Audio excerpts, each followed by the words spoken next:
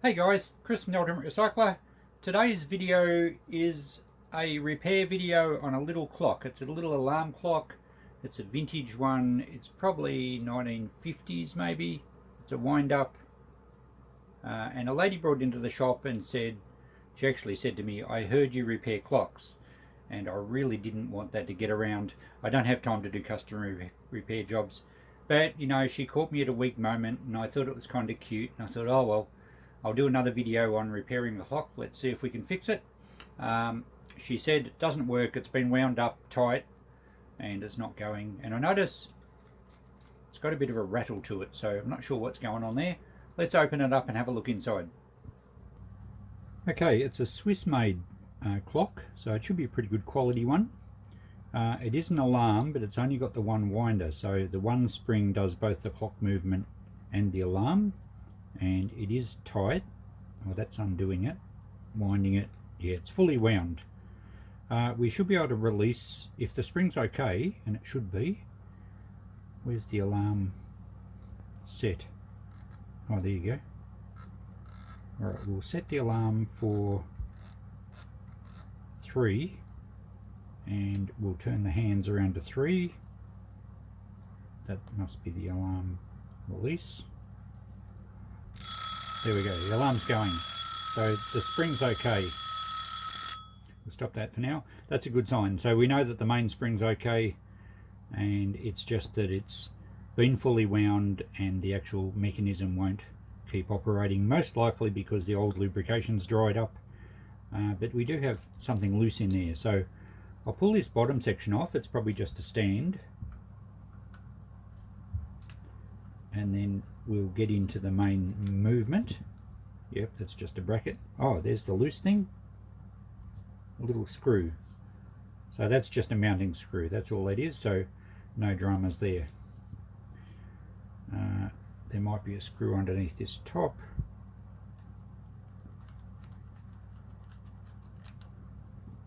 Bit more decoration. Now that's threaded. So that possibly goes through, and we've got 3 screws around the base there. We'll just try taking this one out. They're all a little bit different getting into. Smaller screwdriver.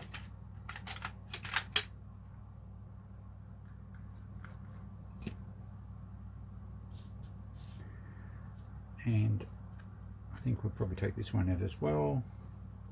Well, usually you can undo the winders by turning them the opposite way, and they most times just unscrew.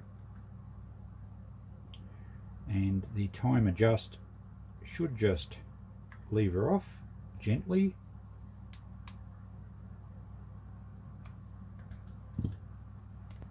There we go.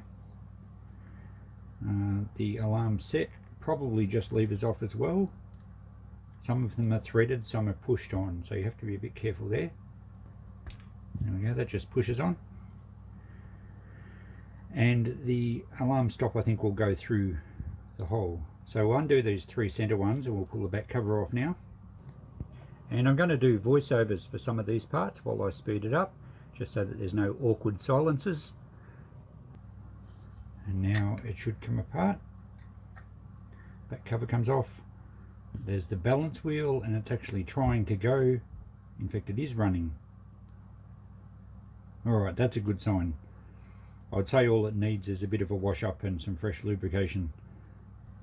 Okay, so next we should be able to get that entire movement out. There we go. And the alarm's still trying to go. So now we can give the glass a bit of a wash up before we reassemble it. The dial looks magnificent. And we'll just have a close look there. Everything looks in good condition. I would say there's a pretty good chance that all it needs is a bit of a clean up and a re-oil. Now, I've just had a good look at this movement. It looks like it's in pretty good condition. It's probably never been touched since it was new, so let's say it was 1950 or thereabouts.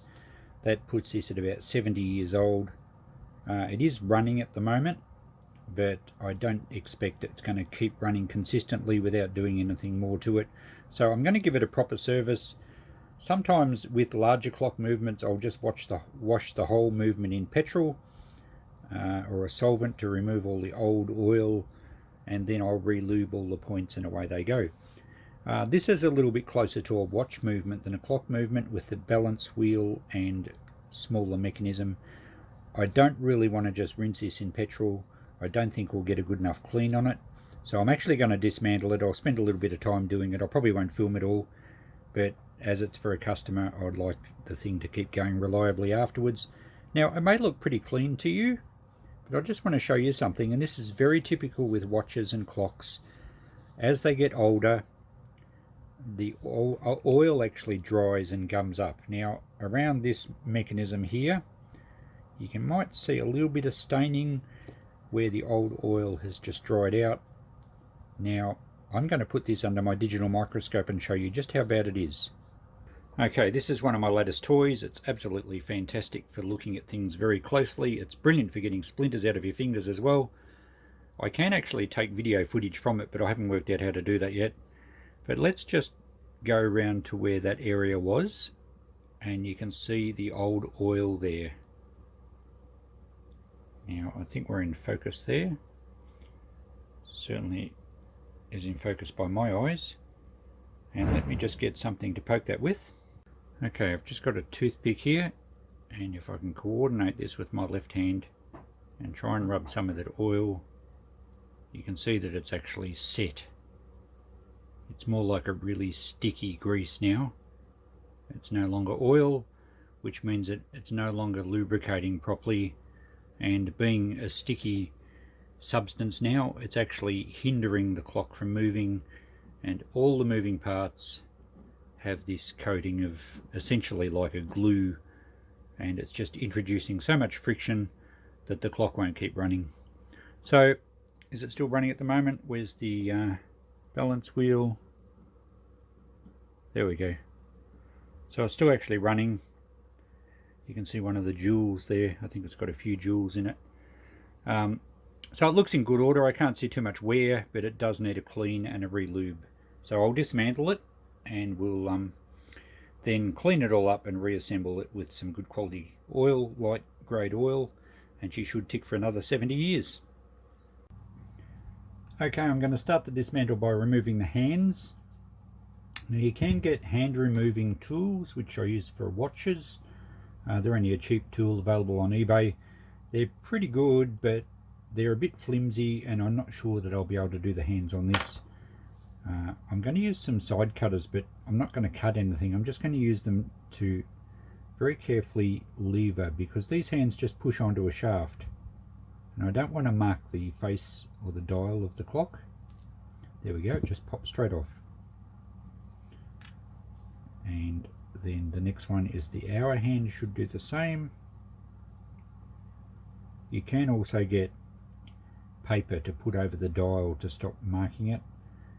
Certainly on watches it's recommended to use, but this dial is a little bit more robust, and sorry if you're getting a bit of reflection from it, it's quite glossy. With the hands removed, we can then remove the face, and the alarm adjust mechanism stays with the face. And now we've got rid of our reflection, although we're still going to get a little bit off the movement here. So now we're up to dismantling the movement as such, and I'm not sure how much of this I'll show you, but I tend to film these jobs anyway, because if there's any doubt about how it all goes back together, I've got footage to look at. Taking lots of photos is a good idea, but invariably you find that there's one part where you didn't photograph exactly the right spot, and you're sometimes not sure which way something goes. Filming I find is great. Now, before you dismantle any movement, you need to let the power down from the mainspring. This one is still just ticking, but I let it run down on the alarm so that the mainspring is totally unwound. If you have a separate mainspring from the alarm, you will have to release the little pawl and gradually let it unwind with usually a mainspring unwinding tool or something other than just trying to hold the key with your fingers. That's fraught with danger. Okay, so we know there's no power left in the mainspring, or hardly anything. I can now start taking some of these plates off. It looks like there's 2 screws hold this mechanism on, where the mainspring will be under that. The balance wheel looks to be a separate little movement. So I'm going to dismantle the main part of the movement. I'll get the mainspring out so I can clean it all up. I'm not going to take every single thing off it, but we'll get it dismantled enough that we can clean it up properly, and I will be cleaning it in my ultrasonic cleaner. Okay, with the dismantling, I've sped this up a bit again, about 5 times normal speed, and I'll give you a voiceover so I can explain a little bit about what's going on. And you can see here I'm just taking the screws out of that top main plate. Always looking, don't force anything, and it's just going to lift off nicely like that. And it's the same process in dismantling the whole thing. You just got to do it carefully. You've got to be patient. Don't rush anything, don't force it, and we'll gradually dismantle it. Now this plate's probably the most daunting for someone to take apart, because you're going to get cogs and sprockets go everywhere, so you don't want to force it so that it suddenly slips. Take it off gently, and then you can take careful note as you're pulling things out. They usually go in a certain order, and of course whilst filming this as you see it, I can replay it myself at normal speed, which will help me enormously in putting it back together. Now you can see I had a bit of trouble with the tweezers here, with some of the parts sticking to it. That my tweezers are actually magnetic, so I'll have to demagnetize them. That part was the little alarm hammer, and the center cog is going to stay. That's attached to the hands, or where the hands go to, the hand boss. And this part here is the balance wheel assembly, the most fiddly. Sorry about the reflections there. And we'll take that apart, putting all the screws in a separate spot, and lifting that top bridge off there, which actually has the balance wheel, you can see there. And then there's the little section under here, I think it's called the pallet fork, which oscillates back and forward. And that's pretty well done, that. Okay, that's dismantled the clock, and if you thought that was fiddly, it was. And most of us as we get older need some assistance with our vision. These are fantastic. It's an OptiVisor. I bought one of these recently, and I've used it for lots of things. I'll link a Amazon link underneath, but very handy. They come with different magnification lenses that you can swap around. They even have a little LED light up here. How cool is that? So yeah, great little great items for everything you're doing. I can't possibly work under my digital microscope, but these make it good to work for. Now let's have a look at some of these bearing points under the digital microscope. So here's what we're dealing with on what looked like a clean movement to the naked eye. This is the bearing for the mainspring, and if you have a look at that, it's no longer oil. Hang on, we're out of focus a little bit. I think it's better. You can see it's just turned to like a sticky grease, and it's pretty clear to see how there's a little bit of oily residue there. It's pretty easy to see why old oil causes a lot of grief to clock movements, especially watch movements. Clocks are a little more forgiving because they're a larger size. Let's have a look at a couple of the smaller bearings and jewels. So you can see how tiny these jewels are, and they look fairly clean, but it doesn't take much dried oil to muck them up and introduce a lot of extra friction to the movement. Okay, that's enough of that. Let's get to cleaning it up. Alright, now we're going to start the cleaning process. I have put some of the really small movement parts into little mesh containers, and that one in there is the balance spring because I don't want it to get caught on anything. And I've got my ultrasonic cleaner set up with a couple of jars of IPA, or isopropyl alcohol, and they're just sitting in water. Now I've used fairly warm water, and I'm going to put the larger movement pieces in the large jar, a few of the cogs and whatnot in the little one, and I'll put the two little baskets perhaps in the large one as well, and we'll give it a run for probably about 20 minutes or so. Alright, we've all done it. I thought I was filming and I wasn't, so I've got the parts bubbling away in there. You can use jars of fluid submersed in water, and the vibrations of the ultrasonic cleaner will travel through the medium and clean all the parts. You can see they're kind of bubbling and moving away there. You can probably hear the noise of the thing. I have left the mainspring out. The mainspring barrel, it's enclosed. I'm going to have to get that apart and clean it separately. You can see how dirty it is around the hub there, and that's just with our naked eyes. So that certainly needs a clean and a service. The rest of it should be right in here. I'm giving it 20 minutes. We'll come back a bit later and see how it's done. So I gave these parts another 10 minutes, so that was 30 minutes all up in the cleaner. I've taken the jars out, and it looks as though the water's a little discoloured, so that's a good thing. Now I'm going to take the parts out of these jars, out of the IPA, and lay them in a little drawer I've got here, and I've lined it with lens cleaning paper that I bought online, and I'll put a link for that or something similar underneath. It's lint free paper, which is very important. Not so critical for these type of clocks, but if you're doing watches, you do not want any foreign materials getting onto the cogs and into the little bearings. So I'll take all these out with the tweezers now. We'll put them in this tray. We'll put a cover on it so that they stay clean until we're ready to assemble. Now I was just having a look at the spring, the mainspring barrel, and it has to come apart somehow. I can move this. Obviously it starts to tension the spring if I wind it. I can't see any notch holes in it. I haven't had one of these apart before. Most of the larger clocks have a little notch hole in the cover plate here that you can lever up. Looking at it, it looks like that plate does press in, but as I said, there's no notch holes. So I'm thinking that we should be able to just put a bit of pressure on the end of the actual hub that goes through the spring, and that will put pressure in the middle of it, and it may just pop it out. It's only small, so it shouldn't take too much pressure. And there we go. I don't know if you heard that click, but that's all it needed. So now we'll carefully open it up and see what the spring's like. I get the feeling it's going to be very dirty. Well, actually it doesn't look too bad. It's quite oily, but it doesn't look as dirty as I thought it was going to be. Anyway, we'll give it a wash up. I will pull the spring out and then we'll have to wind it back in, but it's the best way to get it clean. So we need to get the center hub out now, and usually if you wind them back the opposite way, because it's on a little notch in the middle, you probably can't see that. If we wind it back the other way, it should flick out of the center of the spring. Might need a little bit of encouragement with perhaps with the screwdriver. I think I've released it off the notch. Ah, there we go.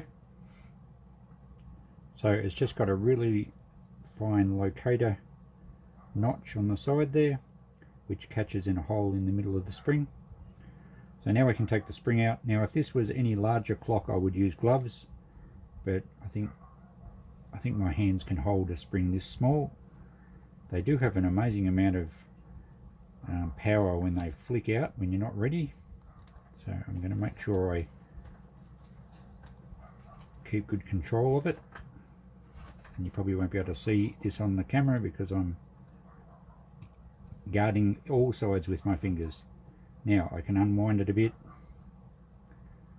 Now I don't want to put too much. There we go. Oh, she still had a fair bit of kick in it for a little spring. Probably a good idea to wear gloves because they can be quite sharp, particularly if your fingers are perhaps not used to workshop work and might be a little bit soft. So there's the spring. It appears to be in pretty good condition. And the oil is feeling quite sticky, so I'm glad I pulled it apart. It'll need a good clean. The barrel doesn't look too bad inside. So alright, what I'm going to do now, I'm just looking at how it attaches on the end. It's got a double thickness piece here. So it doesn't have a hole in the end. It does have a little notch in the side of the barrel, which you may have seen earlier, just a little indentation. And it catches on that. There's a bit of a lip there of the second piece. Anyway, we'll put this in the bigger jar perhaps of IPA, and we'll run it through our ultrasonic cleaner for about 15 to 20 minutes, give it a good clean up, and then we can reassemble it and re-oil it. So the parts are out of the cleaner, they're nice and clean. I have actually wound the spring back in. I didn't film it because all you would see would be my hand with a big glove on and fingers, and you wouldn't be able to see anything. They're not that difficult to do. They do require a bit of dexterity of your fingers and a bit of strength. I always wear a glove on the left hand to help hold it in, and even though this is a relatively small spring, they are quite powerful and the edges are quite sharp, and the amount of pressure you've got to put on with your thumb to work it in, and you just get the end, the outer notch lined up, and then you just work it round and round and round and feed it in. The clock purists will tell you that no, don't do it that way, get a proper mainspring winder, but that's a piece of equipment that we're not going to have when we just do this as a hobby and want to save things from being thrown out. So it works fine this way. You don't get, in my opinion, you don't get enough sideways twist on a spring to cause any issues down the track. Some guy got on one of my videos and called me a cowboy because you're not supposed to do it that way, but believe me, it does work fine, and for a makeshift home repair, it's all you need. A little bit of fluff in there. You do have to be careful that the spring doesn't catch fluff off your glove. So we'll have to just work that out. I think that's got it. Now, I did smooth a little bit of oil. I just used a brush here I used for mainsprings, and I used some light machine oil. In this case, a Singer sewing machine oil. A good quality light machine oil will be fine for a mainspring. You certainly want a more specialized oil for a watch, but for a clock, that's fine. Now, I smeared a bit around inside the barrel before I started, and I'm just going to put a little bit more around the top of the spring, which will work its way in once it's wound up. So you don't want to over oil it, but you don't want to leave them dry. Now, I will make sure there's a little bit of oil on the hole there where the little shaft goes through, and then we'll put the plate on and press it together. So to get this shaft through, we have to remember which way it goes and line up where the hole is in the spring to where the notch is on the shaft, and it should pretty well push in with a little bit of wiggling. Actually, before we do that, we will put a little dot of oil on the bottom hole there, just with a piece of pigwood, or actually this is a toothpick. Okay, we'll feed this through the right way, line it up roughly, although it should automatically lock in once you turn it. Now we'll work that through. There we go, and I think it's pretty well centered itself, and you can easily test that by winding and it's grabbing the spring. You can see that it's grabbing it quite firmly. So that's through there. We might just dab a little bit more oil around the edge of this hole there, just so it doesn't run dry. And then we'll just paint a little bit around the top of that over the spring again, and then we can push the plate in. This plate's flat both sides, so it doesn't actually matter which way it goes, but you can see the marks where the spring has been touching it on the inside, so we might as well have it the same way, and that should press back in. So mainspring is oiled, serviced, ready to go back in the movement when the time comes, so we better get the rest of the movement ready and we can start assembling. And here are all the parts, nice and clean, ready to be put back together. And how do I remember where they go, you may ask, or you may be thinking? The short answer to that is that I kind of don't. I do have some video footage, and I'll just basically slowly piece it together a little bit like a puzzle.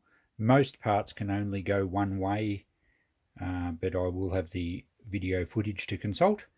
And hey, I like a challenge.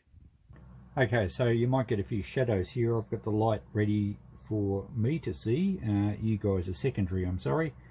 So I've identified the first few parts to go on. I've been playing some footage backwards just to see how it goes. I'm oiling with a very fine oiler and some specialist clock oil. I think this is Mobius D5, which is like a watch mainspring oiler or oil.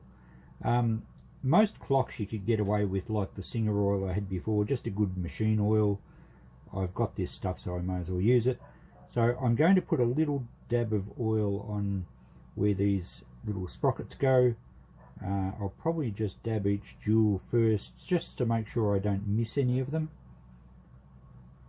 And they really just need the tiniest dot of oil.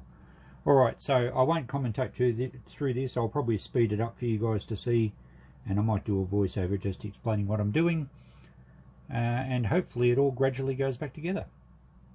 Okay, voiceover time again. I hope you don't get sick of my voice, but if you're anything like me, I get sick of people just playing music endlessly, whereas at least I can explain a few things about what's going on here. Now, I didn't show this last part being dismantled in the earlier part of this clip, but it was fairly straightforward, and we've just got to put 3 screws back into here. Now, I'm not going to do them super tight straight up. In fact, I'm not even going to do them really tight at all. I just want to make sure that everything's free, nothing jams, and it's a little bit hard to tell at fast speed, but I was just making sure that everything moves how it's supposed to. And I even, shortly here, I put the little knob on it so that I could wind the alarm indicator around, and just satisfy myself that it's all free, not jammed up, and it's going successfully.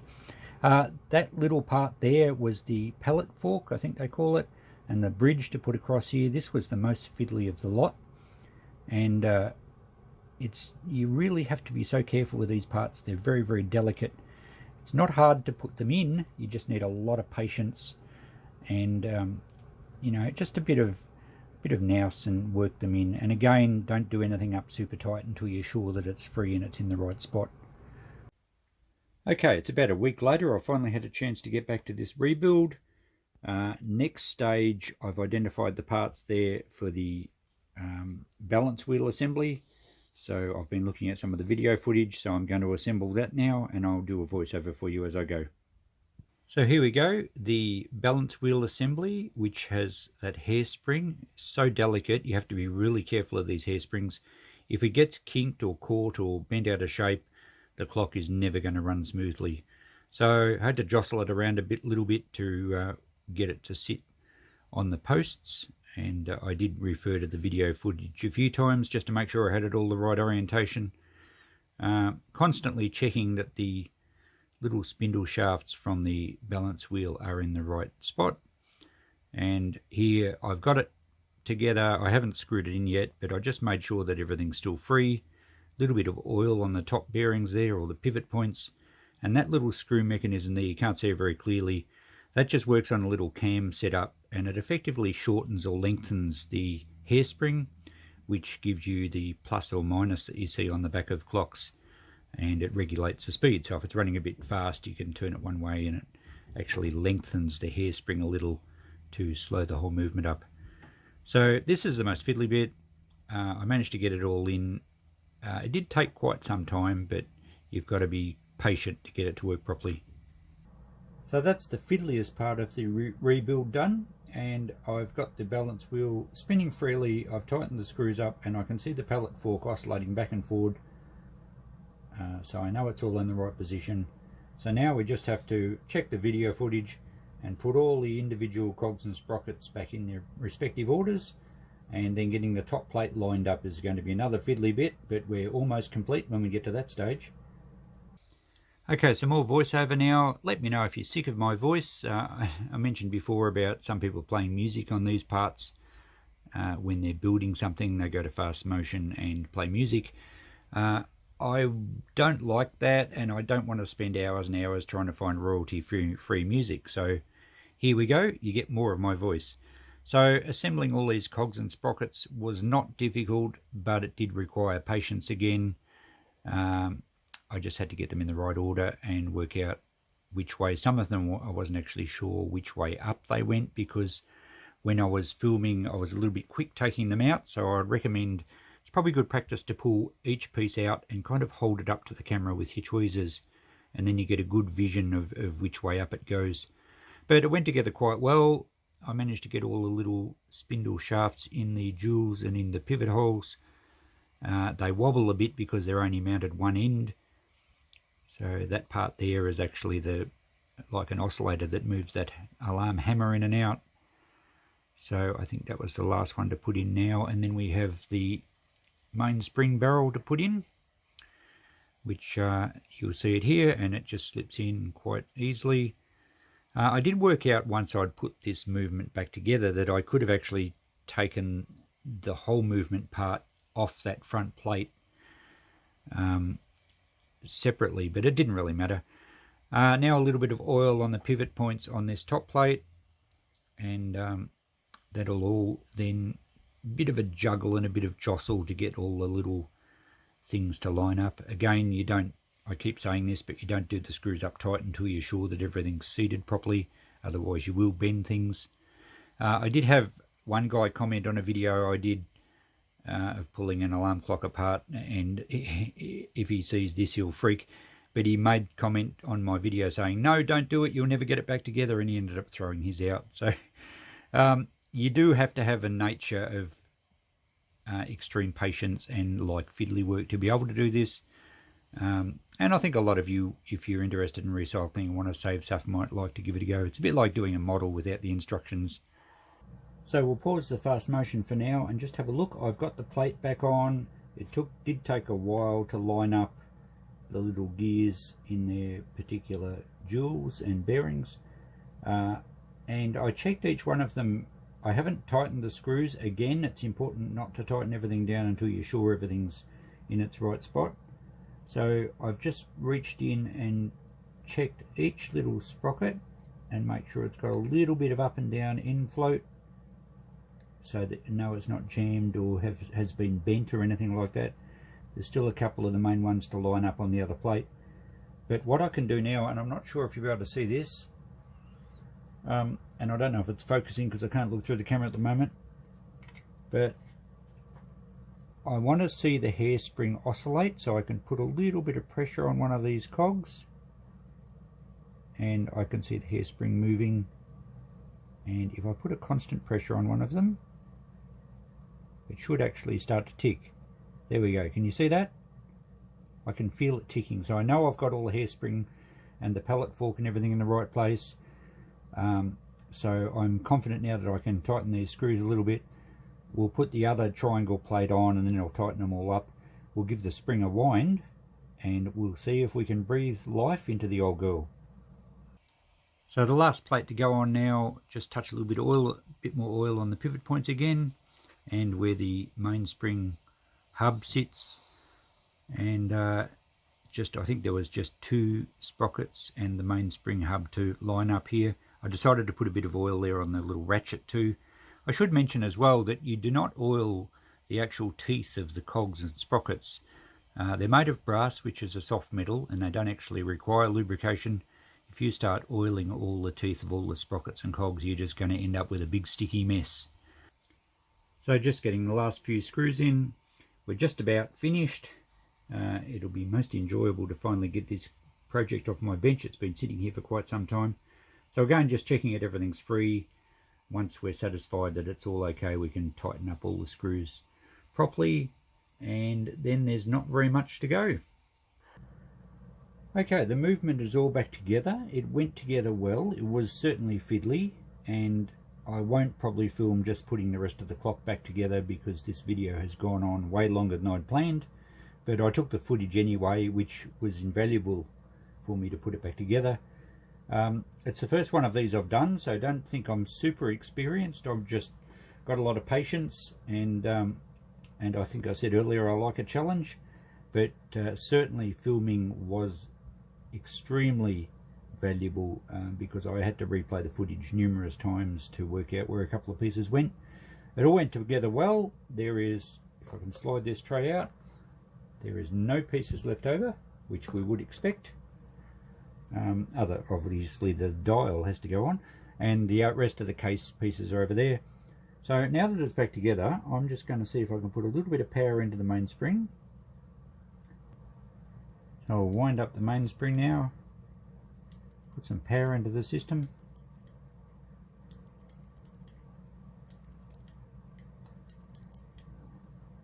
should be plenty. It appears to have wound up nicely, and look at that. Beautiful running. I can barely hear that ticking. It's so smooth and quiet. So it's a really good quality Swiss movement, and that is extremely satisfying. And I'll talk about that a little bit as I just do a conclusion for this video. But the feeling one gets when you've put something back together like this, all cleaned, freshly lubed, and it runs so smoothly and so beautifully, it's just very good, and it's very rewarding. Alright, I'll get the rest back together. And there she is, a very cute little kind of Art Deco-y Swiss made Swiza 8, I think it is, an alarm clock, brass casing, possibly Bakelite mouldings top and bottom. May not be quite old enough for Bakelite, it might be just a hard plastic. But a beautiful little clock, running fantastically. I've left it go overnight, and it did actually gain a couple of minutes, so I've just adjusted the time adjuster on the back, and it's been great this morning. It's almost 1 o'clock, as you can see. I've set the alarm for 1 so I don't miss lunch, and it's ticking beautifully. I don't know oh, there you go, it's lunchtime. So I better go and get some lunch. I hope you enjoyed that, guys. It was a bit of a longer video. It went longer than I'd planned to, but I do enjoy little projects like this. Now, I did mention at the start that it was a customer job, and I mentioned, I'll put that down, I think we're getting a bit of reflection, and I mentioned that I would touch on that at the end of the video. The bottom line is, it's not worth fixing these things as a payable proposition. I spent probably 4 to 5 hours doing this job. This little clock, even in good running condition in my shop, I might go $50, it might go $75. It is a cute clock, but as far as a customer paying a repair bill, it's just not worth it, which is a real shame. You can't deny that the clock repairer guys spend a lot of time, and they probably deserve their money, but because antiques and collectible clocks like this don't bring so much money to resell, people only ever get them fixed if it's an emotional connection, like it belonged to their mum or their grandma or something. So they're essentially paying more than what the clock's worth to have it just even really serviced. So have a go at your own. What other options have you got? If it doesn't work, don't throw it out. It's a lot of fun trying to fix it. It's extremely satisfying to do the job. If you're like this guy I mentioned, who I referred to earlier, that says, don't do it, I couldn't get it back together, I ended up throwing it a heap of parts. Well, what have you lost? Because the thing didn't go in the first place. So challenge yourself. See how you go. All right, thanks for watching, guys. I'll catch you in the next video. Bye for now.